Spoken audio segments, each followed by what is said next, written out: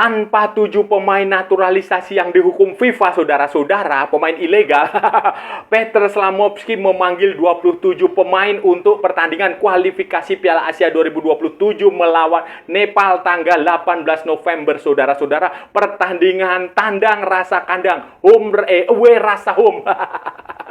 Dari 27 itu tetap saja ada pemain naturalisasi, tetapi naturalisasi yang ini sah. Ada Paulo Josue, Endrick, Jordan Mintah, Sergio Aguero.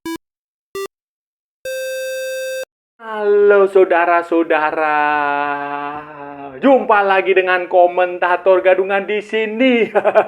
Dengan komentator yang gadungan.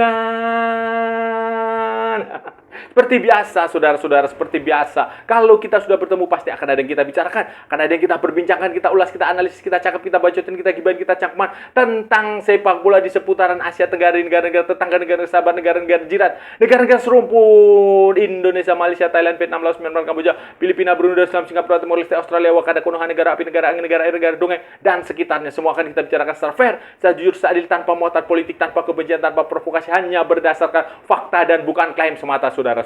Tidak ada hoax, tidak ada hoax, tidak ada hoax, tidak ada hoax, dan tidak lebay. Baik yang sudah lama sekali maupun yang terkini, bebas. Yang penting sopan.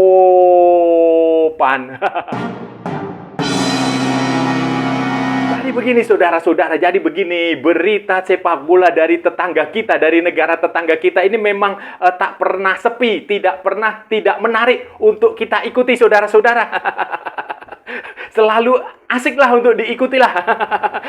Yang ini contohnya misalnya ini ya, TMJ, Tungku Mahkota Johor ya, itu yang seharusnya kan dia mengakui sajalah, mengaku bersalah, minta maaf, bla bla bla bla, memperbaiki diri. Ternyata dia tetap bersikeras tidak bersalah, tetap mengaku tidak tahu menahu, tetap mengaku bahwa ini pemain semua sah. Bahkan dia meminta FAM untuk maju ke CAS, Court of Arbitrage for Sport. Court arbitrase olahraga lah, pengadilan mahkamah arbitrase olahraga. Itu dia meminta itu, saudara-saudara, dan bahkan ya, TMJ berjanji akan menanggung semua biaya. Kan itu biayanya mahal, saudara-saudara, kalau maju ke CAS, saudara-saudara. Dan ini TMJ mau menanggung semua. Dia pamer kekayaan lah. Dia pamer kekayaan, padahal yang dibutuhkan itu sebenarnya bukan duit, tetapi kejujuran. Anda orang beragama apa tidak ya Pak? Anda harusnya jujurlah. Agama tidak mengajarkan orang untuk berbohong, tetapi agama mengajarkan orang jujur. Nah, itu aja sebenarnya, simple itu. Ini mereka akan maju ke CAS dan walaupun ya tetap bersikeras, nggak salah saudara-saudara, walaupun media di Argentina, Capital de ada Noticias, Capital de Noticias yang sama seperti kasusnya Facundo Garces, mereka juga membocorkan akte lahir, dokumen lahir, surat kelahiran neneknya Imanol Macuca. Dan sama seperti si Garces, saudara-saudara, Imanol Macuca juga neneknya itu juga lahir di Argentina, di provinsi Santa Fe. Mungkin yang dimaksud Malaysia adalah Santa Fenang. Provinsi Santa Fe di Argentina, di kota yang namanya Rodlan, 1954, saudara-saudara. Ini dokumennya diungkap ke publik, ke media di Argentina sana, dan itu jelas sekali nggak bisa berkelit. Tetapi ya bagi TMJ itu hoax, katanya begitu. Makanya dia meminta untuk maju terus ke CAS. Maju terus ke CAS dan berharap menang di sana, walaupun itu adalah hal yang mustahil, saudara-saudara, karena buktinya sudah terlalu telak. Dan sekarang Malaysia akan bersiap menghadapi lanjutan kualifikasi Piala Asia 2027 melawan Nepal nanti tanggal 18 November 2025 di Bukit Jalil. Menghadapi pertandingan melawan Nepal ini, sebenarnya Malaysia statusnya adalah away, tandang, saudara-saudara. Seharusnya dia main di Kathmandu, tetapi entah mengapa AFC memutuskan bahwa Nepal tidak layak untuk menjelar pertandingan internasional dalam kalender AFC. Pada pertandingan sebelumnya melawan Vietnam itu mereka juga harus main di Hanoi atau Ho Chi Minh ya. Pokoknya mereka seharusnya menjamu Vietnam, menjadi tuan rumah untuk Vietnam, tetapi mereka tandang karena waktu itu kalau sudah saya ingatkan memang sedang sebulan setelah terjadinya kerusuhan di Kathmandu di Nepal yang terkait dengan politik itu, Nepo Kids. Nah, tapi kan sekarang itu kan sudah berlewat 2 bulan, 3 bulan kan ya seharusnya kondisinya sudah aman lah. Tapi nggak tahu mengapa AFC memutuskan Nepal tetap belum bisa menggelar pertandingan. Dan untuk menghadapi Nepal ini, saudara-saudara, Peter Slamovski, pelatih Harimau Malaya, telah memanggil pemain. Nah, total ada 27 pemain yang dipanggil untuk memperkuat Harimau Malaya di pertandingan melawan Nepal ini dengan target menang, saudara-saudara. Ini kalau Malaysia menang berarti 5 pertandingan mereka sapu bersih, mereka mendapatkan berapa? 15 poin, saudara-saudara. Karena sebelumnya 4 pertandingan mereka sudah habisin, mereka menang semua, termasuk 2 pertandingan yang menggunakan pemain ilegal yang sekarang sedang dipermasalahkan oleh Vietnam dan sedang dipermasalahkan oleh Nepal. Dan Nepal maupun Vietnam berharap AFC bertindak adil sportif dengan membatalkan hasil pertandingan itu dan mengubahnya menjadi kekalahan 0-3 sebagaimana Timor Leste dulu, sebagaimana Afrika Selatan waktu kualifikasi Piala Dunia menghadapi Lesotho, walaupun gara-gara satu pemain ya, bayangin di Afrika itu ya, 1 pemain tidak sah itu gara-gara harusnya dia di absen karena hukuman kartu, tetapi tetap dimainkan oleh Afrika Selatan dan Afrika Selatan menang lawan Lesotho, tetapi kemudian dianggap tidak sah, dikalahkan menjadi 0-3. Itu di Afrika, sudah bayangin di Afrika. Lah kok ini Asia kacau begini. Untuk menghadapi Nepal, 27 pemain dipanggil Peter Slamovski dengan 3 diantaranya adalah pemain abroad. Nah, pemain abroad di Asia, nggak usah jauh-jauh lah. Nggak usah jauh-jauh. Sampai ke Deportivo Alaves sudah nggak ada lagi pemain itu. Nggak usah jauh-jauh sampai ke Amerika, de Cali di Kolombia atau Sarsfield di Argentina. Nggak, cukup 3 pemain abroad itu ya, seperti si Dion Kul yang main di Cerezo Osaka. Kemudian si Aguero itu main di Thailand, saudara-saudara, di salah satu klub di Thailand. Kemudian si Endrick itu main di Vietnam, saudara-saudara, di Hanoi atau di Ho Chi Minh, saudara-saudara. Selebihnya tetap saja ada pemain naturalisasi yang dipanggil oleh Peter Slamovski untuk menghadapi pertandingan melawan melawan Nepal ini, pemain naturalisasi. Tapi naturalisasi yang ini adalah naturalisasi yang sah karena mereka sudah tinggal di Malaysia selama 5 tahun, tidak memiliki darah Malaysia. Mereka dinaturalisasi berdasarkan domisili, berdasarkan tempat tinggal 5 tahun ya. Aguero itu tadi, kemudian si Endrick itu tadi, kemudian si kalau Dion Kul itu dia keturunan Belgia Malaysia. Jadi dia di Malaysia katanya bukan naturalisasi, pemain warisan katanya begitu. Kemudian ada lagi Jordan Mintah itu pemain dari Ghana, saudara-saudara. Itu juga dari Kuching City, pemain dari Ghana. Kemudian ada Paulo Josue kalau nggak salah masih di Kuala Lumpur, tetapi nggak ada nama Romel Morales ya, itu nggak ada. Kemudian ada lagi pemain baru seperti Ryan Lambert. Saya nggak tahu Ryan Lambert ini pemain naturalisasi atau pemain keturunan ya. Dia dari Kuala Lumpur City, itu baru. Kemudian Noah Lane itu pemain keturunan dari Finlandia. Kemudian si Matthew Davis juga kembali dipanggil setelah sekian purnama, setelah beberapa pertandingan. Selebihnya ya pemain-pemain ya yang masih sering ikut main seperti Shihan Hasmi, ada Corbin Ong di situ, Daniel Ting dan lainnya. Bahkan ada lagi Junior Ejdal itu kembali dipanggil setelah pada pertandingan sebelumnya juga dipanggil. Tetapi ketika ada 7 pemain ilegal itu, 7 pemain Malaysia yang dihukum itu, Junior Ejdal nggak pernah dipanggil sampai kemarin pertandingan terakhir itu melawan Laos ya atau siapa itu dia dipanggil dan sekarang dia kembali lagi dipanggil. 7 pemain yang dihukum, ya tentu saja Malaysia kembali lagi ke setelan pabrik lah. Dia mengandalkan pemain-pemain lokal yang bagus seperti Faisal Halim yang baru saja Selangor kalah dari Persib di Liga Champion Asia 2. Kemudian si Arif Aiman tentu saja nominasi pemain terbaik Asia 2025 versi lokal.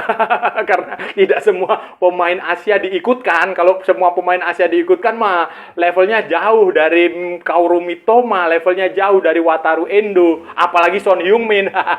Jauh sudah itu dipanggil. Kemudian ada Safawi Rashid juga masih akan menjadi andalan Malaysia di situ, dan target mereka jelas lah saudara-saudara, target mereka jelas, dan diprediksi juga mereka akan dengan mudah mengalahkan Nepal karena pada pertandingan pertama dengan ada pemain tidak semua pemain ilegal itu main waktu itu. Kalau nggak salah si Hevel atau siapa, ada 2 atau berapa pemain itu yang main, Malaysia menang dengan cukup meyakinkan, dan sekarang juga diprediksi menang. Kalau ini menang, otomatis Malaysia akan semakin kokoh di puncak klasmen grup F kalau nggak salah itu, dengan 15 poin saudara. Nah, kemudian ya dengan 15 poin ya tentu saja kalau dalam kondisi normal mereka akan lolos ke Piala Dunia 2027 di Arab Saudi, karena nanti mereka masih punya satu pertandingan terakhir, satu pertandingan penentuan melawan Vietnam di Hanoi, saudara-saudara. Dan ya itu pasti Hanoi, Vietnam akan revenge di situ dalam kondisi normal. Tetapi kan situasi sekarang bagi Malaysia, bagi Harimau Malaya ini kan tidak dalam kondisi normal. Mereka adalah pesakitan. Mereka sedang menjalani berniat mengajukan gugatan ke CAS, Court of Arbitrage for Sport.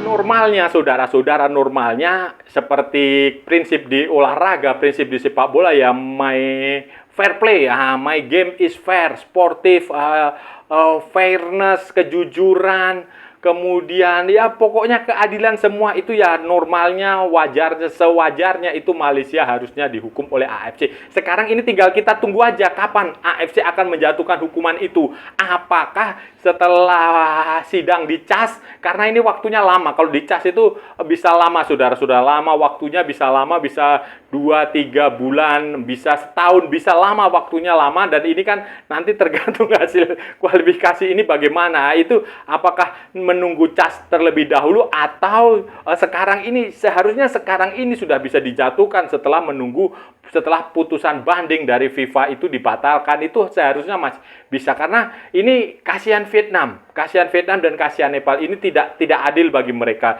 Dan kalau saya jadi Vietnam, saya jadi Nepal, saya pasti juga akan menggugat ke CAS. Saya akan menggugat ke CAS, meminta AFC untuk mencoret Malaysia. Karena nanti kalau ternyata hasil keputusannya baru keluar 2027 setelah Piala Asia ini kan kacau lagi, itu akan repot lagi, akan rumit lagi, kacau lah itu. Makanya seharusnya AFC itu mengambil keputusannya sekarang. Tak perlu kalian menunggu hasil keputusan CAS, nggak perlu seperti itu, karena hasil banding dari FIFA itu sebenarnya dalam sistem peradilan sepak bola, dalam sistem mahkamah di FIFA itu sebenarnya sudah mempunyai kekuatan hukum yang tetap. Apalagi bukti-bukti yang diajukan oleh FIFA itu tidak bisa dibantah oleh Malaysia. Malaysia hanya mengajukan paspor saja sama dokumen pendaftaran menjadi warga negara Malaysia tanpa menyertakan bukti sah darah dari asal-usul orang-orang ini.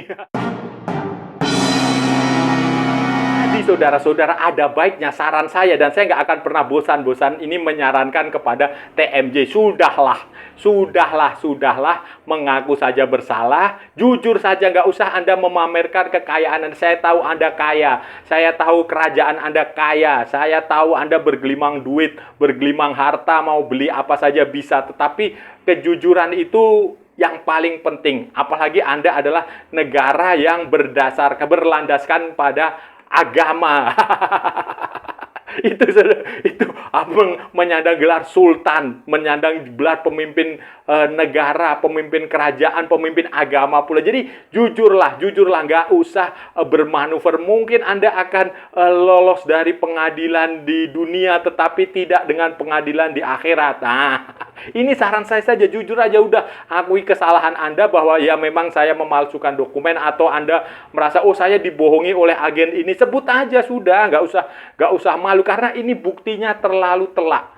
Immanuel Macuca sudah dibuktikan, Facundo Garces sudah dibuktikan, Hector Hevel sudah dibuktikan, nanti lama-lama itu si Joao Figueiredo juga dibuktikan, John Irazabal juga marca di Spanyol atau Diario AS di Spanyol itu kemungkinan juga akan menunjukkan bukti itu. Wah, semakin telak nanti. Kemudian siapa lagi? Holgado, semua pasti akan, karena bukti yang Anda miliki itu nggak ada nol, zero, nol besar. Saudara-saudara, itu tadi pembahasan kita hari ini, saudara-saudara. Kita sudah bicara panjang lebar dari A sampai Z, dari barat sampai ke timur, dari utara sampai ke selatan, dari Sabang sampai Merauke, dari Plorote sampai Plomiangas, dari New York sampai San Francisco, dari London sampai Istanbul, dari Malvinas sampai Greenland, dari Zimbabwe sampai Vanuatu, dari Johor Bahru sampai Buenos Aires untuk bertemu dengan Immanuel Macuca dan Facundo Garces dan Rodrigo Holgado. Semua sudah kita ulas, semua sudah kita cakap, semua sudah kita bacotin, semua sudah kita gibahin, semua sudah kita cangkeman. Hari ini kita mengulas skuad Harimau Malaya tim nasional Malaysia yang akan melanjutkan pertandingan kualifikasi Piala Asia 2027 melawan Nepal tanggal 18 November 2025 di Stadium Nasional Bukit Jalil. Walaupun statusnya adalah away games, pertandingan tandang, tetapi Malaysia mendapatkan kesempatan menjamu Nepal di kandangnya Malaysia. Nggak tahu alasannya apa, karena pada pertandingan sebelumnya, edisi sebelumnya, Nepal waktu melawan Vietnam juga tidak bisa menggelar pertandingan home dia karena waktu itu masih dalam suasana kerusuhan. Tetapi sekarang kan sudah berdua bulan kemudian kan, masa iya rusuh kan? Nggak juga. Tetapi ya itu sudah diputuskan dan mereka akan bermain. Dan Malaysia memanggil 27 pemain, saudara-saudara. Peter Slamoski memanggil 27 pemain minus tanpa kehadiran 7 pemain yang dihukum. Pemain Latino yang dihukum itu sudah tidak dipanggil lagi. Mereka memanggil 27 pemain, termasuk ada satu pemain baru, saudara-saudara, namanya Ryan Lambert. Kemudian Matthew Davis juga kembali masuk ke skuad setelah berapa pertandingan nggak dipanggil ya. Kemudian ada lagi pemain naturalisasi dari Ghana, Jordan Miftah atau Mitah lah, itu dia dipanggil. Kemudian selebihnya ya pemain-pemain yang selama ini juga sudah memperkuat Malaysia, ada yang datang dan pergi, biasalah. Tanpa 7 pemain ini, pemain seperti misalnya Shihan Hasmi tetap menjadi pilihan di posisi penjaga gawang. Kemudian Corbin Ong, Daniel Ting, Harith Haikal, Junior Edsdal juga masuk lagi. Pada pertandingan sebelumnya Junior Edsdal juga dipanggil. Pada zamannya ada 7 pemain ilegal itu, Junior Edsdal tidak mendapatkan kesempatan dipanggil. Kemudian Ubadillah Samsul, kemudian Matthew Davis tadi udah ya sebutin. Kemudian Quentin Cheng juga dipanggil. Endrick Dos Santos itu pemain naturalisasi mereka yang dari Brasil. Noah Lens, Stuart Wilkins itu juga kembali dipanggil. Sergio Aguero, saudara-saudara, jangan lupa. Kemudian Faisal Halim, Arif Aiman, andalan mereka, pemain terbaik, finalis nominasi pemain terbaik Asia 2025 versi lokal yang bisa hadir di Arab Saudi itu dia dipanggil. Kemudian Safawi Rashid, Paulo Josue juga dipanggil. Dan Malaysia ya mereka ya targetnya menang lah, saudara-saudara. Ini kalau mereka menang ya mereka menang 15 poin nanti, saudara-saudara. Nanti tergantung hasil final dari AFC ini bagaimana. Karena kan logisnya, saudara-saudara, logisnya 2 pertandingan di mana Malaysia menggunakan 7 atau beberapa pemain ilegal. Kan nggak semuanya main juga kan waktu itu kan.